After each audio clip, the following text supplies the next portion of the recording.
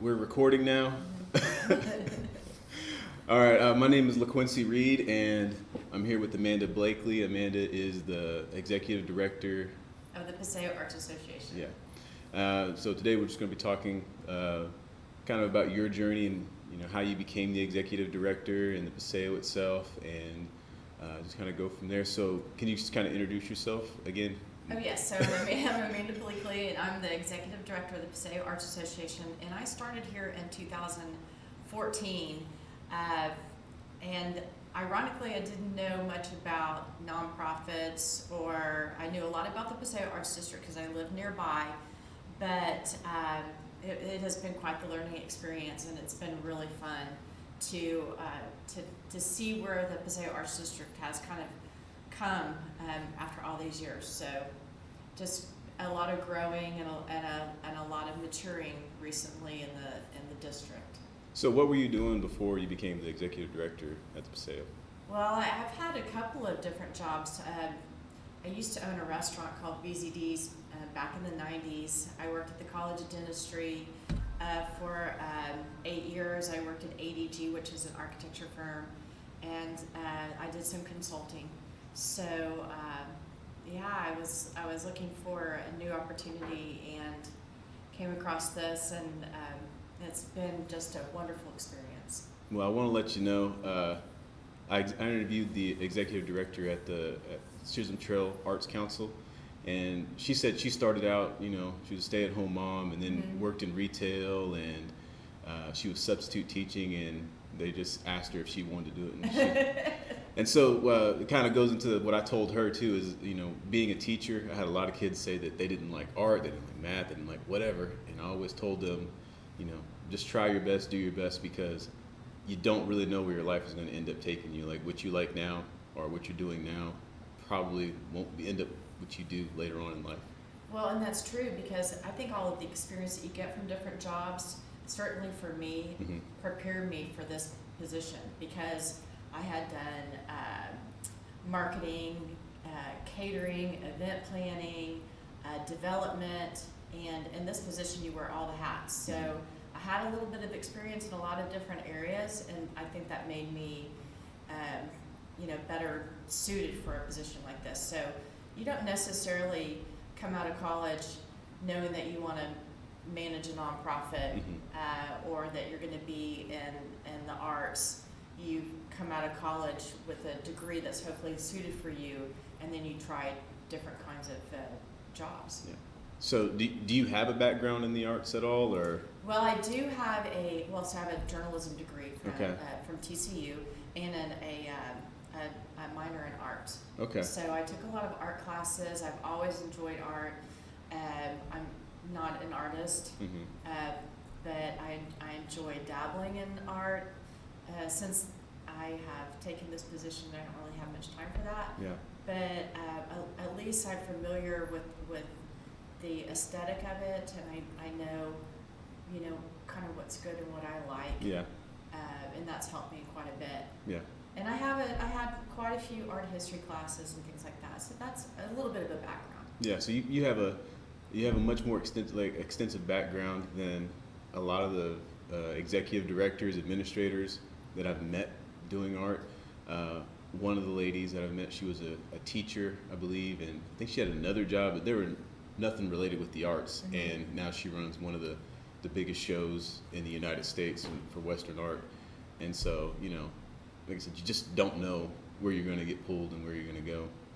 So I've known you for a while, and I remember being over at the other office, and you were one of the people that, I feel kind of bad because I came in to a lot of people, and I kind of bared my soul a little bit and told, my frustrations to people, and you're one of the people that calmed me down and, let me know that, I was on the right track, and I just really appreciate you. And this is really one of the main reasons I want interviews, because I just appreciate everything that you've done for me. Oh my gosh, thanks. And I appreciate everything that you've done for the Paseo, because I've seen where it started and then where it's going, and I know it doesn't go anywhere without, good leadership. And so just really appreciate you for doing that. What Thank you, LaQuincy. I think it's really my honor when I see talented people and I want to kind of help them. I'm not exactly a mentor for you, but I could encourage you. And you're so talented, and I don't have that kind of talent, but I want to make sure that people who do have that talent take it to where they can, take it to the highest level that they can. And if there's anything that I can help, to direct you or encourage you or even connect you with contacts or networking, then I'm happy to do that. It's a joy to have a place like this, a facility like this, where we can have artists come in who maybe don't know how to take the next step or how to show their art or how to make connections with people. And so that's just something as an art administrator that is something I enjoy doing. Well, we definitely need people who enjoy wrangling around a bunch of artists, because I know for a fact that we don't turn everything in like we're supposed to or do everything like we're supposed to, and it's like wrangling cats a lot of times. It is. That's a common phrase that gets used, I think, in the arts. And again, this is not something that you think you're going to do, but it's just it's maybe it became a calling for me because I really enjoy all the people that I get to be with, to talk to work with, to show their art, and it's even better when we get to sell it for them. Yep. So that's the goal, and that's kind of been the goal for the Paseo Arts District, is that we wanted people to come down here and think of this as being a place to buy art, and it's not just a place to walk around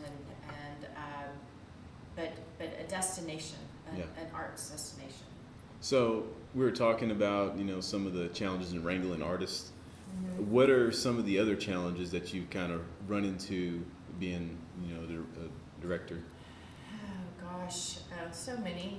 some probably I can't talk about, but I think that we have a lot of things that are going on under one roof, and since we moved from next door, we sort of doubled that, and created more work, but it needed to happen. We needed more gallery space. We needed studio spaces for artists so that they could have a place to work. We knew that because we get phone calls from artists looking for space. We have a photography studio now, so that was a need, or that came about because artists were turning in for applications, and a lot of applications for like a residency or projects in town require a headshot, and the headshots were maybe a selfie or something like that. So we knew that if we had a studio space, we could actually take headshots for our artist members, and so that's going well. I mean, we can do that for you too if you want to come in and it's a free headshot. Yeah, I know. And so and then we know that artists need professional development, training, so that they can learn how to price their art, frame it, look at what sells. Just because something is created doesn't mean that there's a demand for it. And then artist bios and statements and things like that.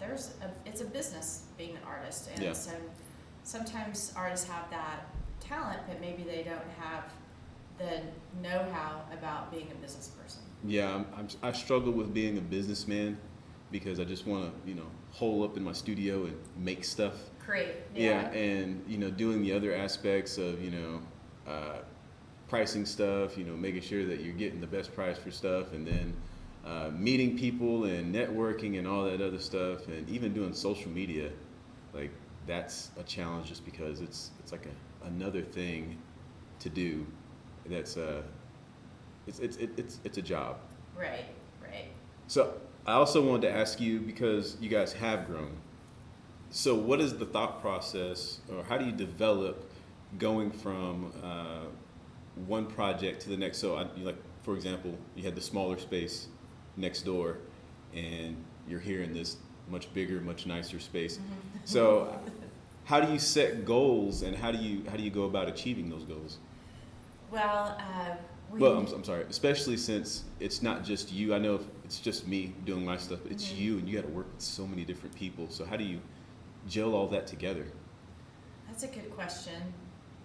Well, first of all, when we were in the space next door, it was about 1,200 square feet, and now, and we're in 6,000 square feet, and it just kind of happened by chance. It was lucky that the previous nonprofit that was in this space, they needed more space, so they moved to another location. I was having lunch with their director, and she kind of told me that was happening. So my wheels started turning, and right after lunch we walked in, and I walked in this and I thought, okay, gallery, office, gift shop. The backspace was going to be a library, and then it became a conference room, and now it's kind of become Gallery 3 as a need has come about from people contacting us and needing a smaller space, like graduate students who have to have a gallery space. Yeah. And then the back area, we have 5 studio spaces. And then upstairs was going to be, I was kind of scared of what to do with that. I looked for an organization to maybe rent it, but all this happened at the beginning of the pandemic. Yeah. And so I couldn't find a fit. And then I was showing artists the spaces upstairs, and they were like, well, can we do, could I have a studio here? And I said, sure. And those were actually some of the first ones I rented. So it's hard to kind of understand or explain how we manage everything that's going on. Sometimes I just think I'm crazy because it is a lot. I have a great help with Teresa, who's our program manager, and she's been here since May. And then we were fortunate enough to hire a new part-time marketing and event coordinator. And so Savannah's been a great asset to us as well. That all came about because I've gotten a couple of grants from some local funders and who have supported kind of my vision here, and a board that said okay when I said this is what I wanted to do. So once I created a budget and kind of showed them how we can make it work, I had several board members in here, painting and helping us get moved in. And then as more funding has come in, we've been able to do more things. So it kind of sounds like, in terms of, she's used it as an specific example because this is the one I'm most familiar with. It sounds like if an opportunity arises, you got to do your research and figure out if it's actually going to work, and then go from there. Kind of, is that kind of how it? A little bit how it works, and then you got to get everybody on board, and then right. Yes. So it was kind of a leap of faith. If you build it, they will come. I got buy-in from obviously the board and a lot of the people around us that said, yeah, I think this is a great idea. You should do it. And then I talked to a couple of funders and knowing after those conversations, I got the confidence to do that. So it's been a little bit terrifying, but at the same time, it's been so gratifying. We have just a lot of really great news stories to tell about people's lives, sort of being changed or improved, and because we've done this, and that's kind of what drives me every day. That's what keeps me going, gets me up in the morning. Is every day is different when you come into work here, and some days may not be as fun as other days, but it's definitely a different kind of job that you would have anywhere else. Yeah. So you mentioned earlier, we were talking, it's grant writing season. Can you just kind of give us kind of a brief synopsis, kind of rundown of like how all that comes about? Like, what all do you give me like a typical day during a grant writing season? Well, so when I say grant writing season, that means that there's several grants that are due at the first of the year, and the process for that is that we write well, first you write something called a letter of intent. It's not actually a letter; it's an application that you submit, and then you wait to see if they're going to let you go to the next level, which is putting in the full grant. All of the different funders in Oklahoma City have different requirements, different attachments, documents that they need. So it's getting those things ready, and then creating a narrative and a summary, kind of what you want to do with the money that you're asking for, what you're doing now, how that follows in line with your mission. And sometimes it's they're program oriented. We have recently applied for a couple of a couple of grants for that, because we want to do an art program for veterans and their families. And so I've got at least one out there now, two actually. One is really big, and then another one's smaller. And so we would start something in spring. We have one of our studio artists that really wants to do this, and so it just takes the flipping the switch and doing making some contacts, and we've got the space. So hopefully if you build it, they will comes true. We have a great facility for so many different things here, not just visual art, but we're hoping to have performance, music. We have a great 12-foot screen behind us that you can't see in the ceiling, but it's there if a filmmaker wants to have a movie screening here. We can even rent the space for events or parties after hours. So I really set it up to be an all-encompassing facility for everyone. But as far as grant, I kind of got off track. I'm sorry. No, you're good. But so most of my grants are due at the end of this next month, and then we find out May, June if they're going to fund us or approve the grant, I guess is what the deal is. So, but at the same time, we're also planning the Paseo Arts Festival, and so it's a lot of shifting. So I'll get something written and turned in, and then I'm like, I've got to call and get the tent company set up and the bus, and I have kind of a checklist of things that I go through, and also a huge part of that are sponsorships, because we have to have companies help support us so that we can put on the Paseo Art Festival.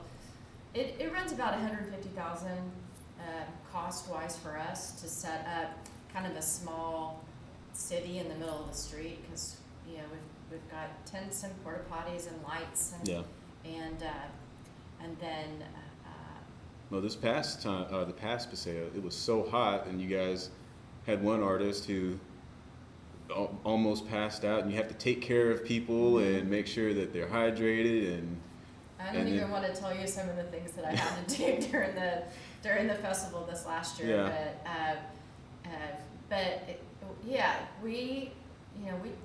We're very artist focused during the festival. We like to say that the Paseo Art Festival is a festival for the artists. It's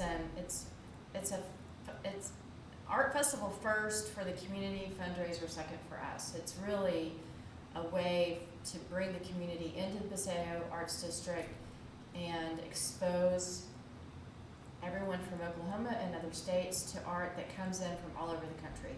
So it's a juried show.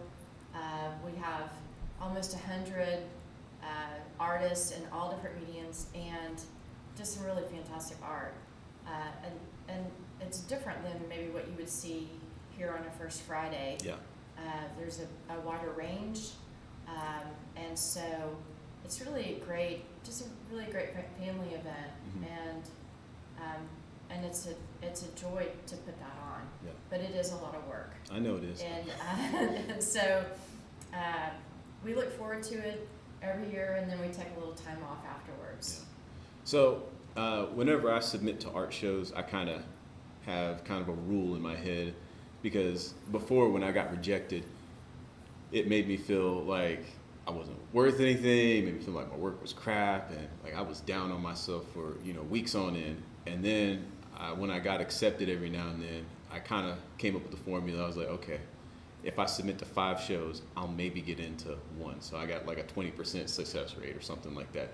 Sometimes I'll get into 2 out of 5. And then I got to figure out, well, crap, did I submit the same piece to the same show during the same time or not? And then I got to, but so with you submitting all these grants and everything like that, and you don't have to get too specific, how do you deal with, getting rejected from a grant? Well, I've been pretty fortunate that I've that we get most of the grants that we apply for. Mm-hmm. There have been some that I've applied that we didn't get, and it is disappointing, but you just have to move on and maybe think about how you're going to do things differently. It's a way to improve. Mm-hmm. I had not written a grant until I started working here. I had not looked at a grant application. So when my interns come in, that's something that I say, I want to expose you to this, because there might be a time in your life that you have to write grants for any kind of job or organization that you can be involved with. And so, but a lot of times, especially if you're applying for an art show, your work is beautiful, first of all. So it may be a lot to do with the juror and what they're looking for as a theme. Yeah, and I had to kind of learn that. And so if you've got, if you've got a piece that just doesn't really mesh with what they've got in their head, so sometimes it's good to do a little research about the juror ahead of time to see what they like.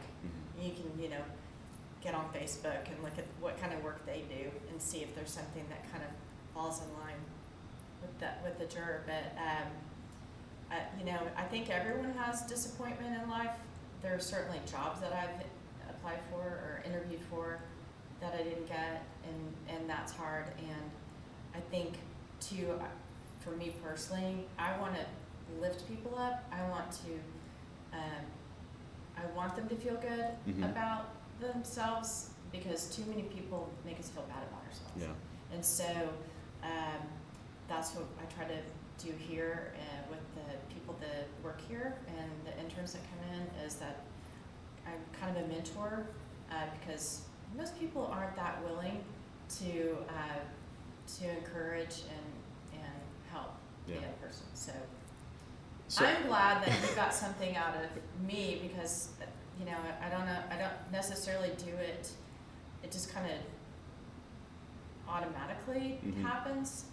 I'm not consciously, being out, a supporter, but I definitely didn't want you to be discouraged, and we're just a little blip on this, in this big world of ours. So, and I'm so glad that you kept with it, and that you're going to be the next resident at the Skirvin. Well, that's really cool. Well, I'm glad that I kind of took that leap and decided to apply. I think I applied once before. I was thinking about it, and just wasn't going to work with what I was doing as a teacher, and with things in my life, making that leap, doing it full time, it seemed like it was a good time to submit, and I'm glad that I got in. And the Paseos helped me out a lot. I've gotten one of the Feast grants, and that led to me getting into an art magazine, and that led to me getting into the Buffalo Bill Art Show in Cody, and it's a big show. And then that led to me getting an article written about me in several other magazines, and that led to me getting into the National Sculpture Society. So a lot of my career can be traced back to that one grant that I got from the Paseo, and you were there, and I was so excited, and it was about my idea, and I remember rambling it off to you guys. You go, "Oh, that sounds really good," and I was like, "All right, I think I can do this." Well, that's great. I love that. Thank you for that. Yeah, it's been a long week. I'm really tired, so I'll try not to cry, but I'm happy that we've been part of your journey. Yeah, it's you and several other people, especially. It's just one domino falling off after another, and I can trace it to like people just deciding to not really even help financially, or even anything more than just to listen. Mm-hmm. And not everybody can understand like all the things that go on in your head as an artist. Even guys that I know are like super successful, and so I think we do that. Yeah. We do that. We all do that. Yeah. I mean, there's the narrative in their head that's telling us that we're not good enough, or we can't do something, and that we've got to work really hard on rewriting that narrative. Yeah. And so, and that's why I think when I see someone with so much talent like you, and I want to make sure that you are utilizing it well, because I don't have talent like that, and so what you do here is a talent. Like I was telling Darcy Reeves, she's at the Chisholm Trail Arts Council. I was like, artists need people that can organize and administrate, and just be that encouragement, because I don't know, for some reason, and I remember talking to an artist's wife, and I was like, does he ever get down? She's like, oh my gosh, yeah, he does. Like, some days he's just like a brooding mess, and I was like, yeah, I kind of get like that too. So for some reason, we're extra moody people. Yeah. And we're not very organized sometimes, and you guys kind of laid that foundation as a bridge to the community, really, and that's really a talent in and of itself. That's an amazing talent to have. So can you go and tell us what the Paseos what they have coming up next? Some of the programs that they have. Well, first of all, we have, as I said, 2 art galleries here. So we have 2 shows every month. Mm-hmm. We have a great show in here that Poetic City has curated, and then we have our annual member show, mm-hmm. which you have a piece in. Yep. And so the gallery is a program in itself. We have a First Friday Gallery Walk every Friday of mm-hmm. the month. We have the Paseo Art Festival that is May 28th, 29th, and 30th. Some of the programming that we've done in the past, like Fairy Ball and Magic Lantern, that's put on by the Starting at Swan or theater group, those have been put on hold because of COVID. Yeah. The Feast program that you won several years ago, that's been put on hold because of COVID. So that's given us some opportunities, as I said, to maybe have that veterans art class program. And we continue to work with some other organizations to do some programming in the future. So that's kind of where we are right now. I don't want to start anything else new until we know what we're doing with those other 3, mm-hmm. because we are kind of a very small staff. Yeah. We're super busy as it is. We have 10 artists that work in this building. Yeah. And so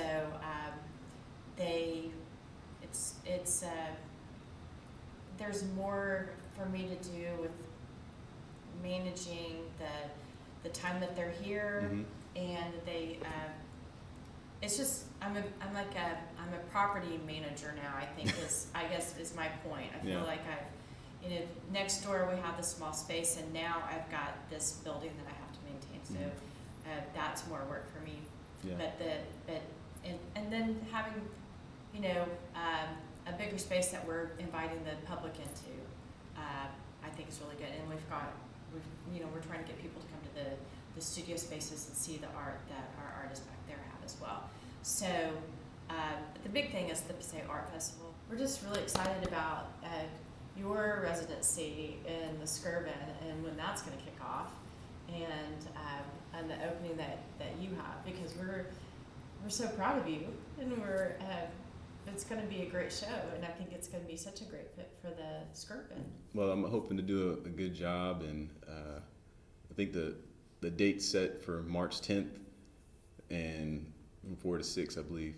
And you'll be there, right? Oh, yes, for sure.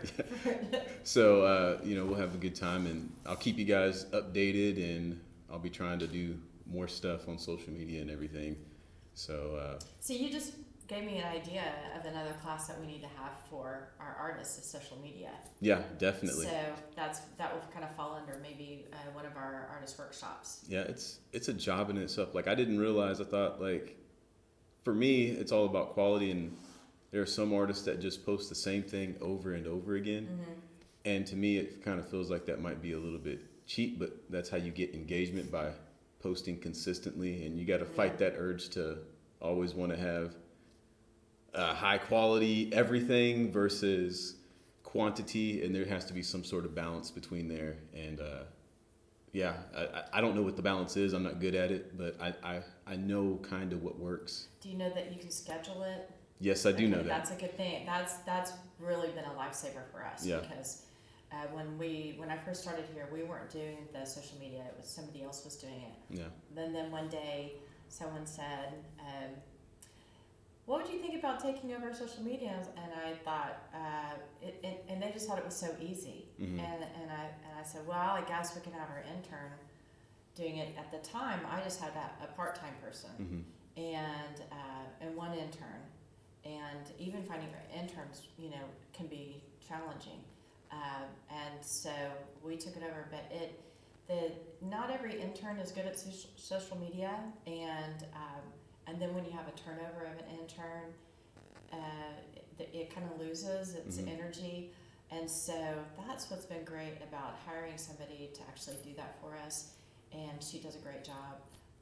And scheduling it is really is so much easier. So we give her content and things that are coming up, and that's really helped a lot. So I guess that brings me into another question for you. Do you always need volunteers? Yes.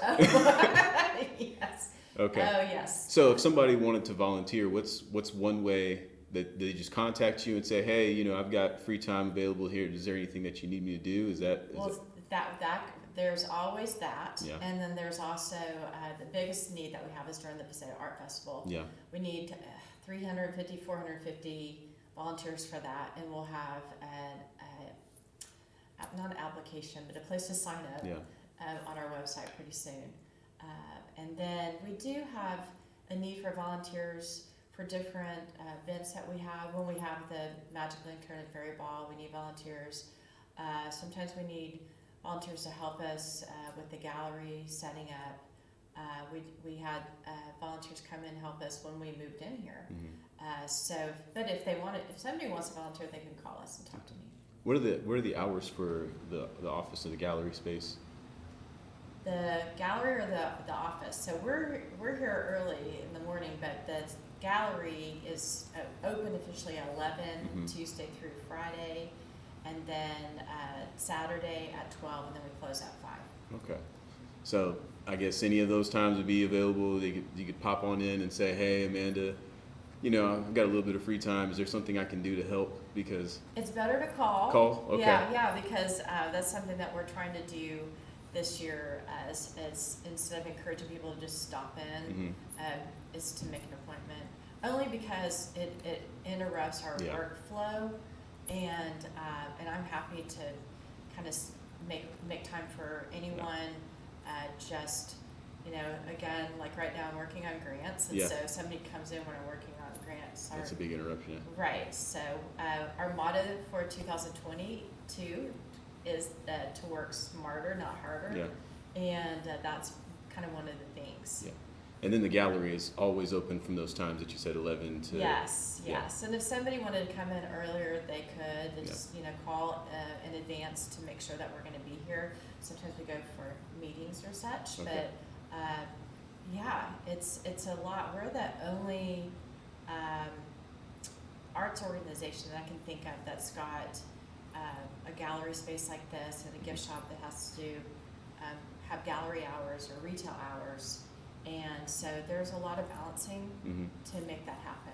Okay. So can you go ahead and give everybody your social medias and everything and then we'll wrap it up so you can get back to grants. Facebook, Twitter, and Instagram, and don't ask me what my handles are. Okay. But you can go on our website at thepaseo.org, and you can find all of our social media icons at the bottom and click on those. Okay.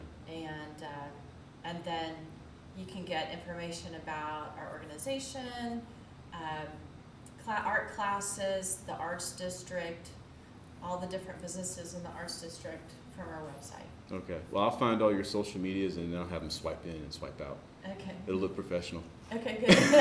Thank you. Sorry, you put me on the spot. I didn't know. No, you're good. Okay. Thank you so much, Amanda. Thank you, Quincy. And we're done. Hey.